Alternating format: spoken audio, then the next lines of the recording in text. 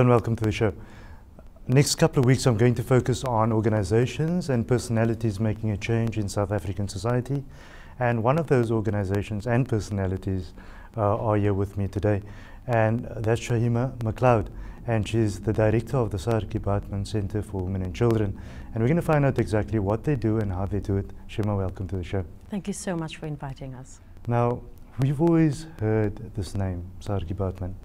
And we understand that your centre deals with children and women that are abused as a main focus. And obviously you look at any other violent crime that might have happened and how that affected people. And you assist those people. But before we get to that point, I want to sort of look into the history of the centre itself and also the name that has inspired the centre itself. And that's Saartje Baartman. What can you tell me? Well, our centre was established in May 1999. It was the brainchild of Peter Murray, who said, you know, there should be services available to women and children that can be accessed from one central point. And that was the birth of Saartje Baartman Centre for Women and Children.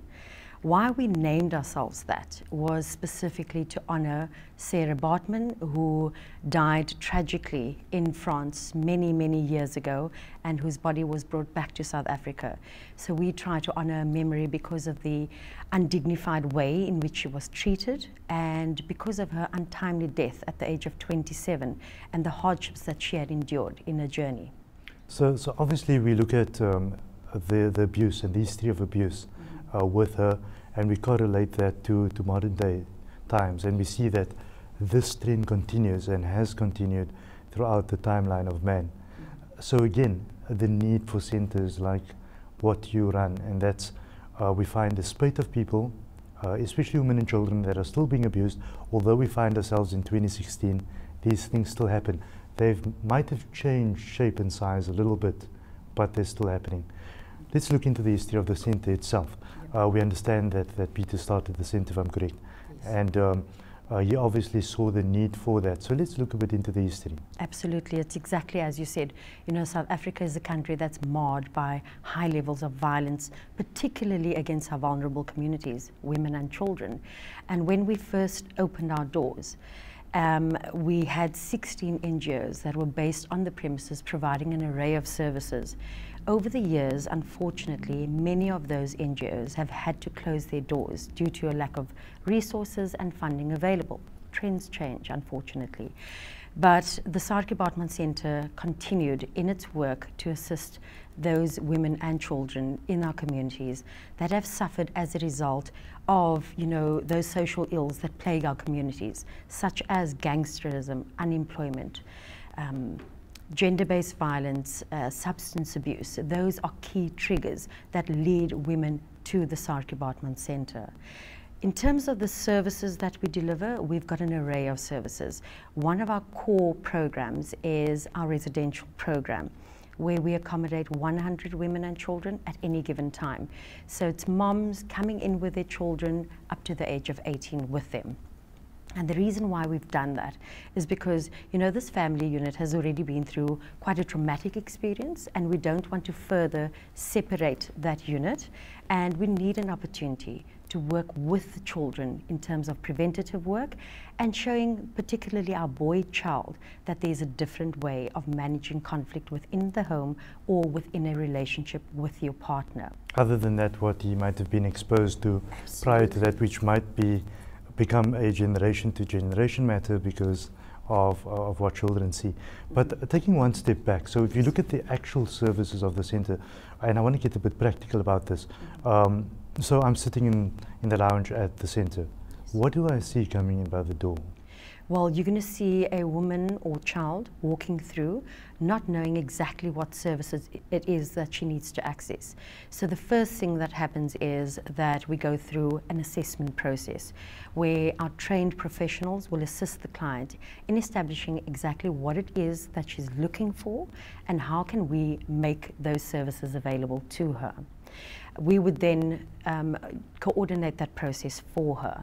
We would either do a referral to one of our internal programs, or we will link her with other government organizations or NGO agencies that can assist her in that process. So is this a myriad of operations in terms of, or a myriad of applications that does get applied here? For instance, somebody comes in from a battered home, they have been beaten up, they've been abused, they've been thrown out of the home, so there's multiple problems happening. Yes.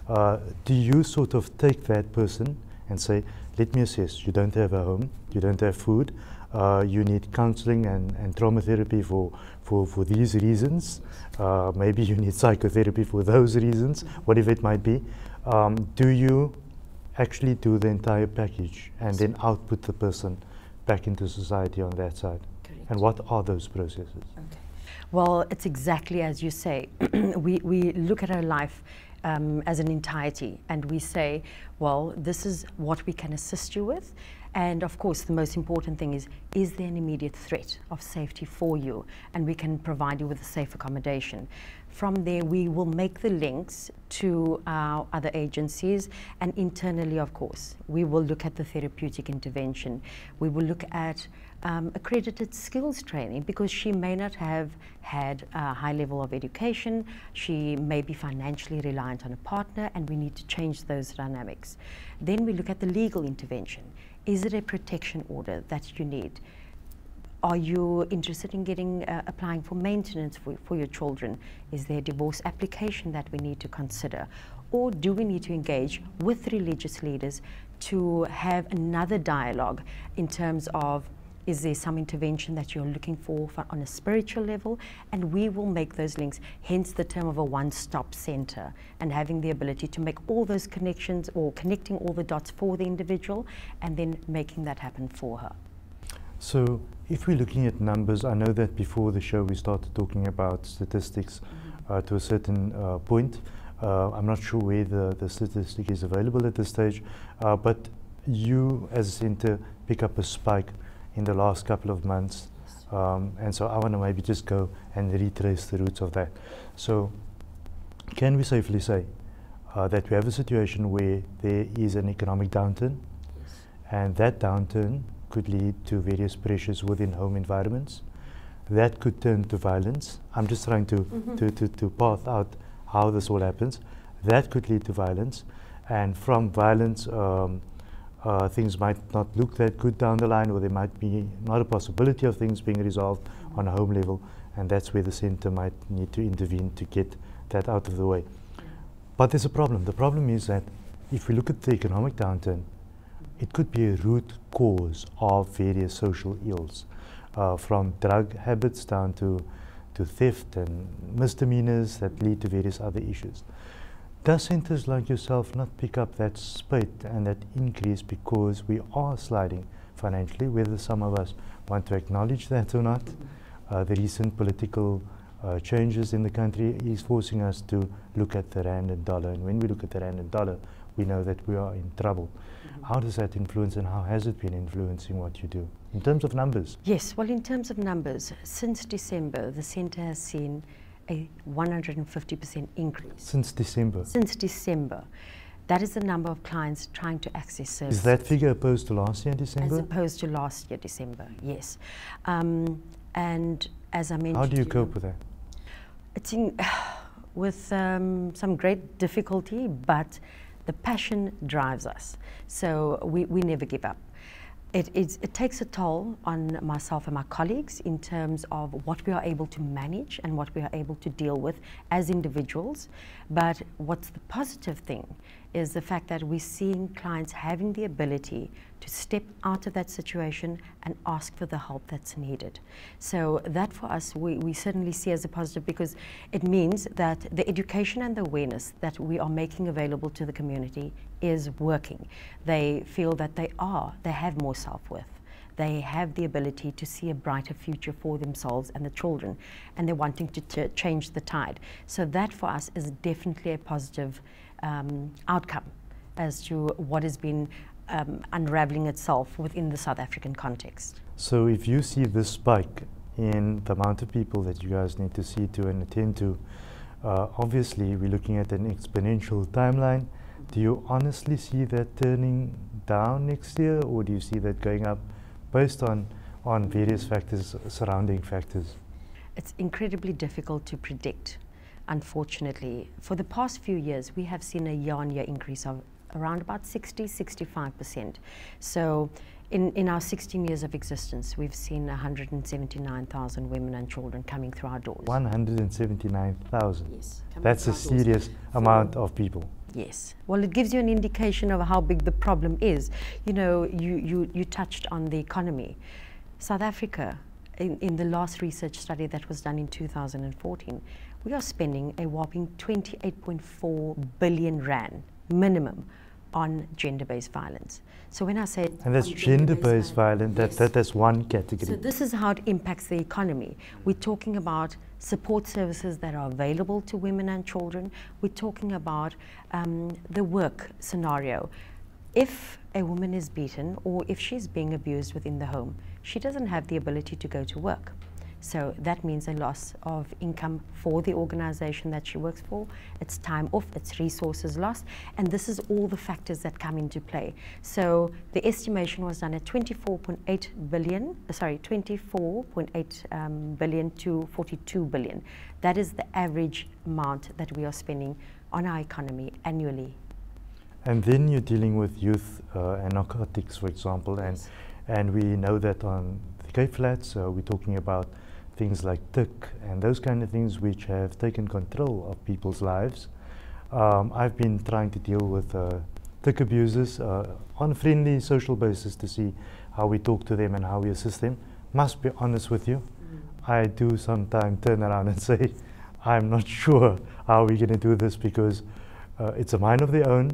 They're after what they want to do and they see nothing else. And so how do you deal with all of that?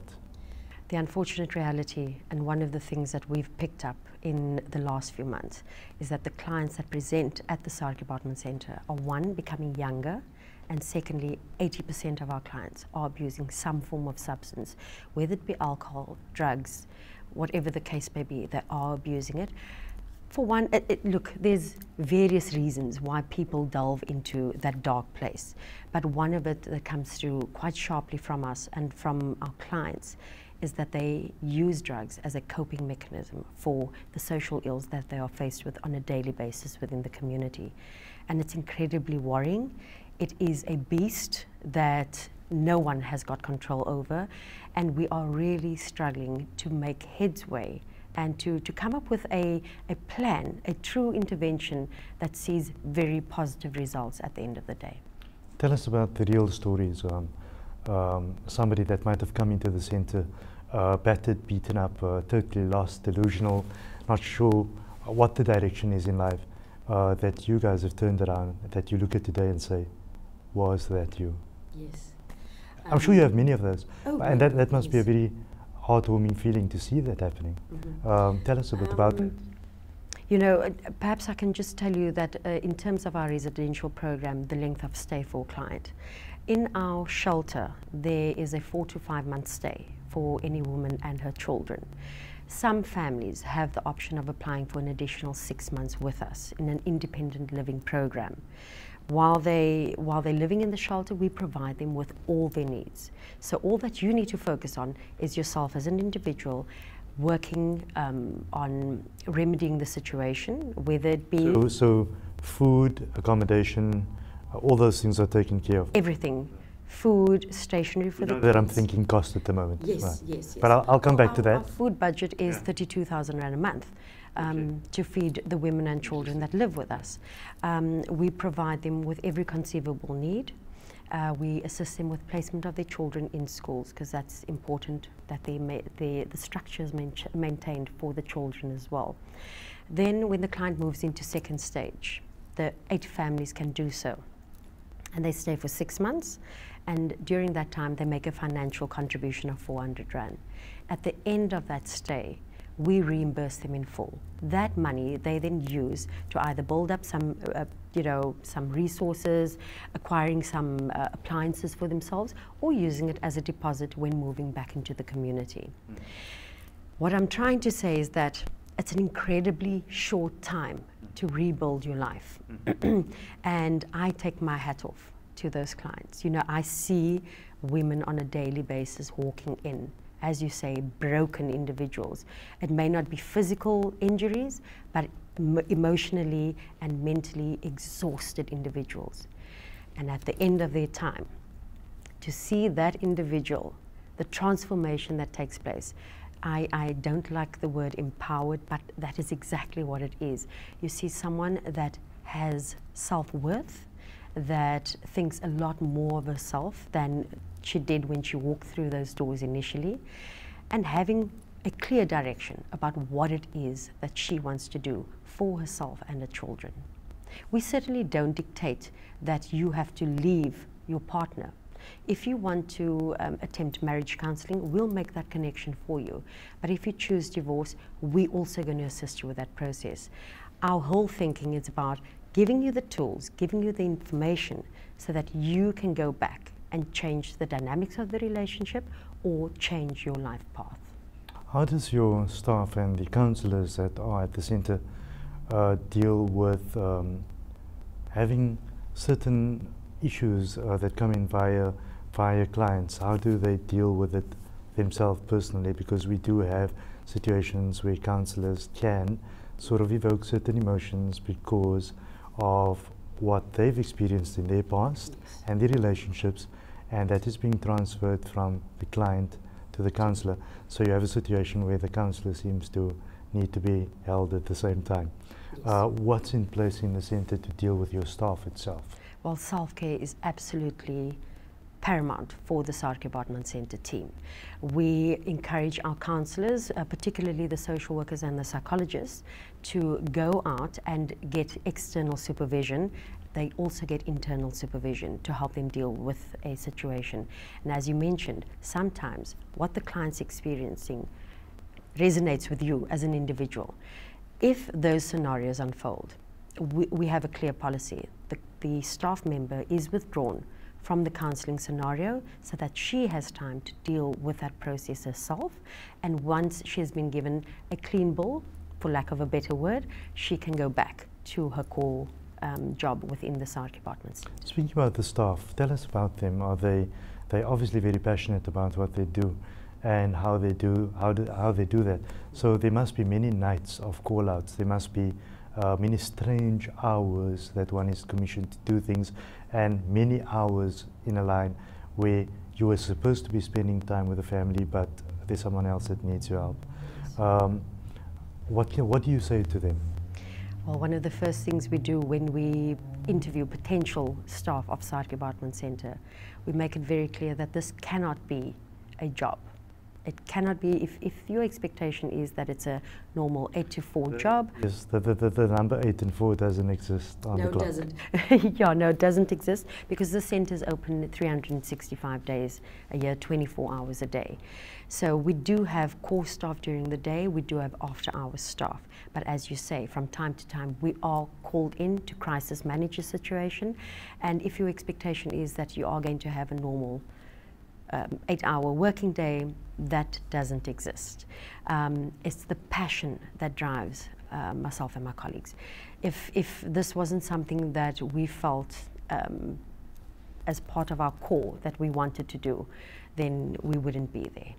So we see that operationally things are going well at the centre. We know that some years ago there were some challenges, but it seems like you've overcome those challenges. I know that that was out in the media, but I think it's important to know that when there's a challenge, to overcome the challenge.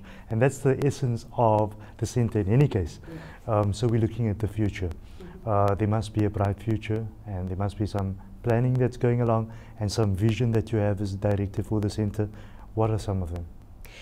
Well, as you mentioned, you know, we went through a crisis and we decided to look at our strategic development and changing the way that we manage our business. It's an NGO, but it is a business essentially. I like what you're saying, because I maintain that also.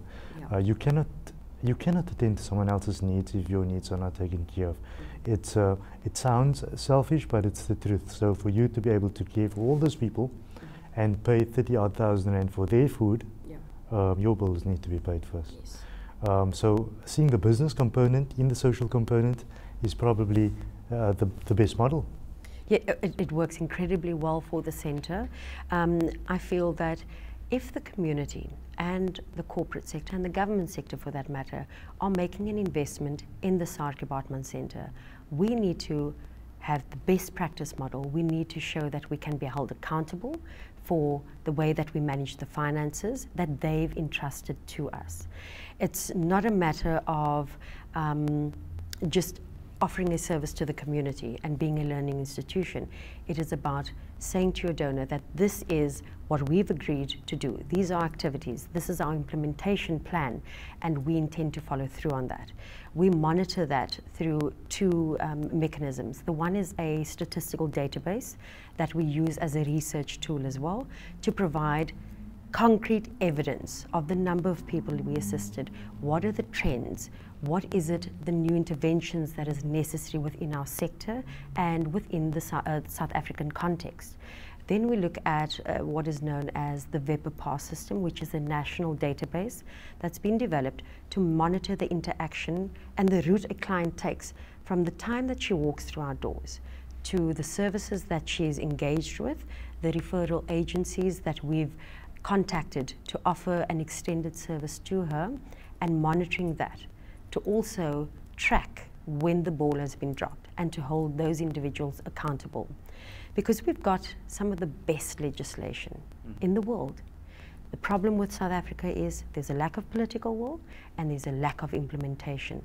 And as an NGO and as our responsibility to the community, we have to ensure that those things are highlighted and that we act on that. I think that makes a lot of sense. The fact that you're saying that the systems are there, but if the systems are there and they're being ignored, then they might as well not be there. So we're looking at those plans. Are there plans to branch out? Are there plans to increase the size of the centre? Perhaps I know that this means that you're making the problem bigger than you already have. Yeah. But as you said, the problem is getting bigger in any case. Yes. And it's difficult to turn people down. So what do you do? It is absolutely. You know, we turn away an average of 10 to 15 women a day at Saartje Baartman Centre per day. But what we do is we link them to other shelters. So it's not a turn down. No. It's a referral in the end of the way. Yeah. You know, that's particularly for safe accommodation for those individuals to other shelters that we work very closely with in the Western region. The ability to branch out, we would certainly love to do that, but that requires finances and the ability to have a space where you can provide safe accommodation and support services to individuals. What we're doing in the meanwhile is that we share our model of practice, not only with other provinces, but with other countries, so that we can, on a global scale, have some sort of impact and influence. And you know, what has been tried and tested, what works for us, having the ability to see that filter out in other areas as well. You mentioned finances, and obviously that is an underpinning word to any operation because everything rotates around finances, like we mentioned earlier. How do you deal with that? Because yes, I think it's simple and easy for certain people when there's an appeal to come forward and say, here's 1,000 rand, but that's going to go till that day and it's going to end there. And that's what we normally do. But there needs to be sustainable mechanisms in place to manage that from a sustainable point of view. So how do you cope from a finance point of view? Is government involved or are they not involved? Yes, the Saartje Baartman Centre receives funding from the Victim Empowerment Program, which is a branch within the Department of Social Development, provincial level. So 30% of our annual expenses is covered by them. The rest, we write loads and loads of funding proposals to various institutions within South Africa. And we also do the My Village Card initiative, and a large percentage of our donations in kind as well as financial donations, come from the corporate sector and the community directly, who see the purpose of Saartje Baartman Centre and what we're trying to achieve. The corporate sector is definitely not absent in this model at all? No, they're certainly not absent. They understand that, you know, it impacts them on some level. Yeah, it speaks to their staff that they employ. It's happening within the confines of their homes as well. and they have to take responsibility. This is not an isolated area. It's certainly not a comfortable area, but it is one that is far too pervasive in South Africa, and everyone needs to take responsibility for that. What's on the wish list for the centre? Maybe 2 or 3 items that might be on the wish list for the next year? Our top priority is to have a service available to our clients that present with substance problems. We need to have a very structured intervention program that speaks to an inpatient detox unit to be formulated at the Saartje Baartman Centre. It is not, the operational cost for a substance abuse unit is incredibly high, but it is a much needed component of our work. This is not something that's going to disappear in the next few months. It's not a trend. It is something that is here for a while, and we need to listen to the needs of our community and take our lead from them.